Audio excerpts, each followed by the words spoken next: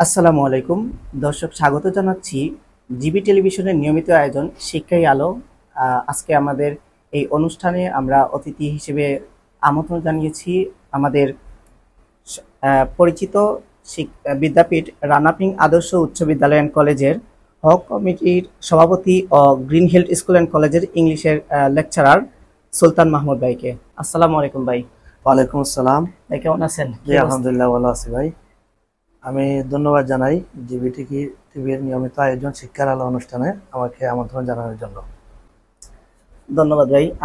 আমরা আসলে প্রতি সাপ্তাহিক আমাদের এই প্রোগ্রাম থাকে আমাদের জিবি টেলিভিশনের শিক্ষাই হলো। আমরা মূলত এটি হচ্ছে বিভিন্ন প্রাতিষ্ঠানিকের শিক্ষার বিষয় নিয়ে এবং শিক্ষার মানোন্নয়ন কিভাবে বৃদ্ধি করা যায় সেই বিষয় নিয়ে আমাদের এই লক্ষ্য এবং আমাদের এই উদ্দেশ্য। আমরা প্রত্যেক সপ্তাহে এই অনুষ্ঠানটি করে থাকি। আজকে আপনি আমাদের হচ্ছেন এই অনুষ্ঠানের অতিথি। আমরা হচ্ছে প্রথমেই চলে যাব মূল আলোচনায়।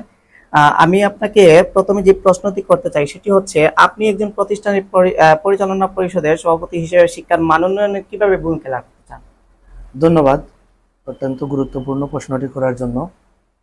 আসলে আমাদের যে বর্তমান শিক্ষার পরিবেশ পরিস্থিতি একটা চ্যালেঞ্জের মুখে আছে। আমরা বর্তমানে এই যে চ্যালেঞ্জের মুখে আমি রানাপিং আদর্শ উচ্চ বিদ্যালয় অ্যান্ড কলেজের অ্যাডহক কমিটির সভাপতি হিসেবে নিযুক্ত হয়েছি। এটা আমি একটা একদিক দিয়ে ভালো মনে করি, আরেক দিক দিয়ে চ্যালেঞ্জও আমার জন্য, যেহেতু এই পজিশনটা হচ্ছে একটা অভিজ্ঞতা সম্পন্ন ব্যক্তির একটা পজিশন। আর সেখানে এই পজিশনের মধ্যে আমি এই সভাপতির দায়িত্ব গ্রহণ করেছি। সেটা আসলে বর্তমান গভর্নমেন্টের একটা রুলস অনুযায়ী যে একটা ক্রাইটেরিয়ার ভিতরে মাস্টার্স ডিগ্রিধারীরা সাধারণত এই পজিশনে দেওয়ার যোগ্যতা রাখে। এই প্রেক্ষাপটে বা নির্দেশনা অনুযায়ী আমি এই পজিশনে আসছি।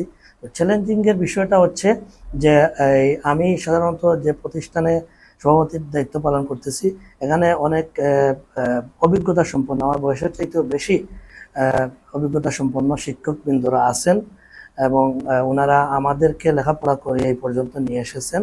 তো ওনাদেরকে আমার এই পরামর্শ দিয়ে সুপরামর্শ দিতে হয় এবং সেই অনুযায়ী কাজ করতে হয় এবং শিক্ষার্থীদের পড়ালেখার মান উন্নয়নে সহযোগিতা করতে হয়। এটা একটা চ্যালেঞ্জের, আর পাশাপাশি একটা আনন্দের বিষয়ও। ওনারা যেহেতু একটা প্রতিষ্ঠানে সব এই গ্রাজুয়েট পারসন, ওনাদেরকে বুঝাইতে বেশি সময় নেওয়া যায় না।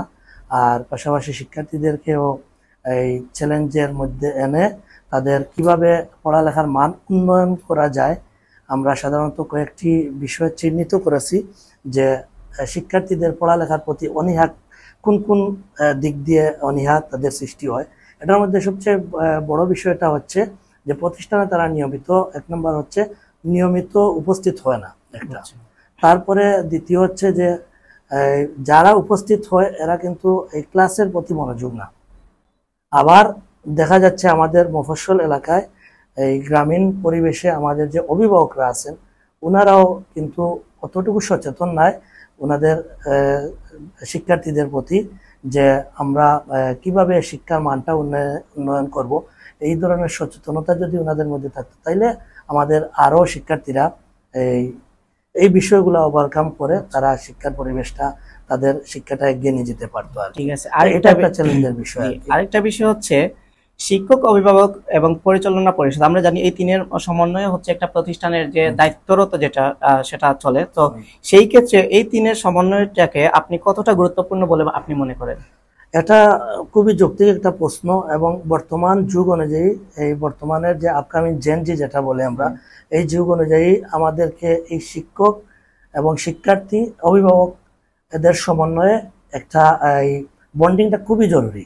যেটা আপনারা তো দেখছেন, আপনারা মিডিয়ার মাধ্যমে দেখতে পারবেন যে আমি আমার প্রতিষ্ঠানে আমি এই ধরনের একটা উদ্যোগ নিয়েছি যে আমাদের শিক্ষক, শিক্ষার্থী এবং অভিভাবকদের নিয়ে একটা অভিভাবক সমাবেশ করার, যেটা আমরা ক্লাস 10 থেকে শুরু করে দিয়েছি অলরেডি। আমরা গত 8 তারিখে আমরা একটা এই ধরনের একটা মিটিং করেছি। মিটিং করে আমাদের এই ক্লাস 10-এর অভিভাবকরা এখানে ছিল। অভিভাবকরা তাদের এই কি ধরনের প্রতিবন্ধকতার শিকার হয়, শিক্ষার্থীরা কিভাবে তাদের পড়ালেখার মান বৃদ্ধি করবে বা কোন ধরনের প্রতিবন্ধকতার সৃষ্টি হয়, এই বিষয়গুলো তারা নিজেরাও তাদের বক্তব্যের মধ্যে তুলে ধরছে।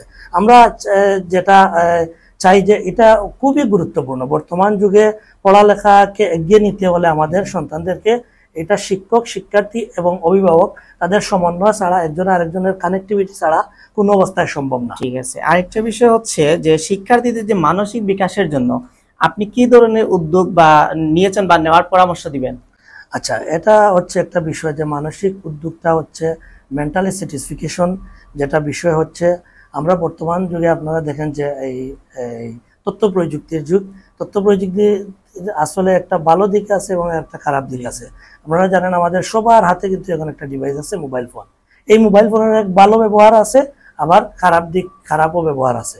তো আমাদের শিক্ষার্থীরা বেশিরভাগ আমরা দেখতে পাচ্ছি যে তারা বেশিরভাগ সময় মোবাইলের মধ্যে সময় কাটায়, কিন্তু এই টাইমটা কিন্তু পড়ালেখাতে মনোযোগ দেয় না।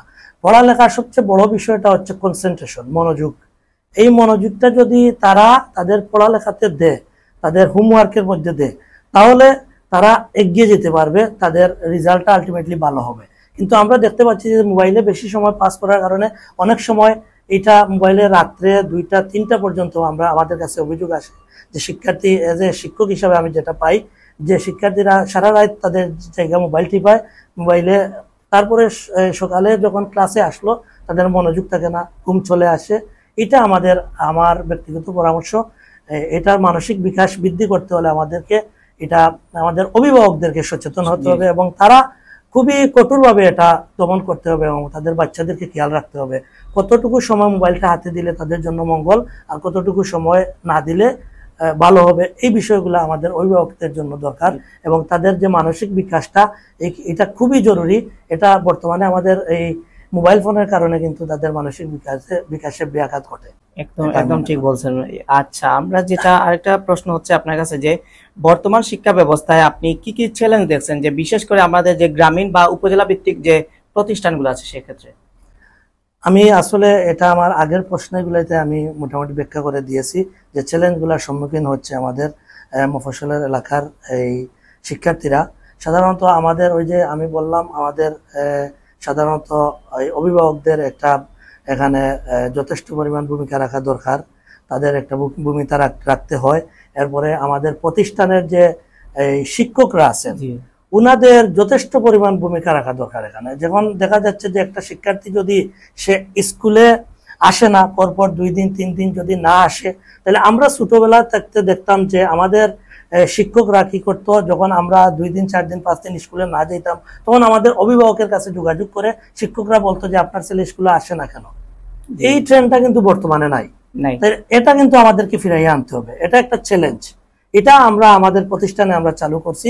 আমাদের শিক্ষকদেরকে এটা নিয়ে যথেষ্ট পরিমাণে ভূমিকা পালন করতে হবে, কারণ আমাদের অভিভাবক কিন্তু আমাদের মফস্বল এলাকার সবাই কিন্তু সচেতন না। তার জন্য আমাদের শিক্ষকরা কিন্তু সচেতন, ওনারা হায়ার এডুকেটেড, ওনারা সচেতন অলরেডি হয়ে গেছেন। তার জন্য ওনারা এই সবচেয়ে বেশি বড় ভূমিকাটা পালন করতে হবে। এবং যদি কোনো শিক্ষার্থী নিয়মিত ক্লাসে না আসে, তারপরে এই অভিভাবকদের সাথে যোগাযোগ করে যে কি কোন কারণে আসতেছে না, সে কোনো অসুস্থ কিনা, না আসার কারণটা কি এই বিষয়গুলা সে একজন শিক্ষকে জানতে পারবে অভিভাবকের কাছে। অভিভাবকে এই বিষয়ে সম্পূর্ণ তথ্য দিয়ে এবং সহযোগিতা করে একটা শিক্ষার্থীকে এগিয়ে নিয়ে যেতে পারবে। আর আমরা জানি যে গতকাল হচ্ছে সারা বাংলাদেশে হচ্ছে এসএসসি এবং সমমান পরীক্ষার রেজাল্ট বের হয়েছে। তো সেই ক্ষেত্রে হচ্ছে আপনার বিদ্যালয়ের মানে এসএসসি যারা পরীক্ষা দিয়েছে তাদের সাফল্য কতটুকু হয়েছে বা যারা খারাপ করেছে কি পরিমাণ, যারা হচ্ছে খারাপ করেছে পরীক্ষায় ফলাফল ভালো আশানুরূপ করতে পারে নাই, তো তাদের ক্ষেত্রে হচ্ছে আপনারা কি ভূমিকা পালন করতেছেন বা যারা করছে সফলতা অর্জন করেছে, উত্তীর্ণ হয়েছে যারা, তাদেরকে আপনারা কি মন্তব্য দিবেন একটু? আমাদের রানাবিং আদর্শ উচ্চ বিদ্যালয় এন্ড কলেজের আপনারা দেখছেন বা আপনারাই আপনাদের টিভির মাধ্যমে প্রচার করছেন যে 78% উপরে রেজাল্ট আসছে, যেখানে 135 জন শিক্ষার্থী পরীক্ষায় অংশগ্রহণ করেছিল 2025 সালের এসএসসিতে। সেখান থেকে 103 জনে পাশ করছে।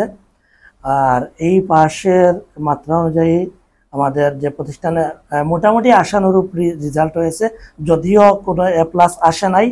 আসলে A+ দিয়ে আসতে হবে এরকম না, তবে যে স্টুডেন্টগুলা পাশ করছে এদের যে আগামী দিনে তাদের পড়ালেখার যাতে আরো বেশি রেজাল্ট ভালো হয় এই দিক দিয়া সচেতন হতে হবে সবাই, আমাদের শিক্ষক শিক্ষার্থী অভিভাবক সবাইকে সচেতন হতে হবে। এবং যারা ফেল করছে তাদের জন্য আমাদের সবারই তো জানা আছে যে তাদের আবার আরেকটা সুযোগ দেওয়া যায় পরবর্তী পরীক্ষার জন্য। আমরা তাদের জন্য এই যদি আমাদের প্রতিষ্ঠান থেকে আমরা দেখবো আলোচনা করে কোনো স্পেশাল ক্লাস নেওয়া যায় কিনা, বা তাদেরকে স্পেশাল গাইড দিয়ে তাদের পরবর্তী পরীক্ষাতে যাতে ভালো রেজাল্ট করতে পারে এইগুলো আমরা গাইডলাইন দিয়ে তাদেরকে এগিয়ে নিয়ে যাব।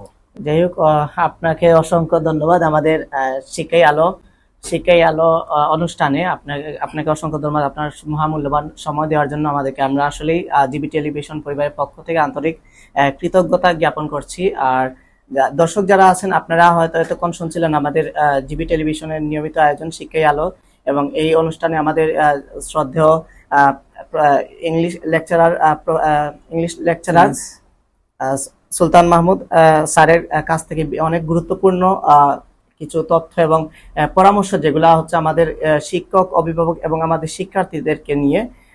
সুতরাং আপনারা সবাই আশা করি বুঝতে পারছেন যে কি পরিমাণের গাইডলাইন ছাড়া কিন্তু কোনো সময় একটা স্টুডেন্টকে বা একটা ছাত্রকে তার যে মন মানসিকতা শিক্ষার দিকে কিন্তু নিয়ে যাওয়া সম্ভব না, যদি না আমাদের পরিবারের, আমাদের অভিভাবকরা যদি সচেতনতা বৃদ্ধি না করেন। তো যাই হোক, সবাই ভালো থাকবেন। এতক্ষণে আমি ছিলাম হাবিবুর রহমান, আর জিবি টেলিভিশনের পক্ষ থেকে সবাইকে পরবর্তী অনুষ্ঠানের আহ্বান জানিয়ে আজকে এখানেই বিদায় নিচ্ছি। আল্লাহ হাফেজ।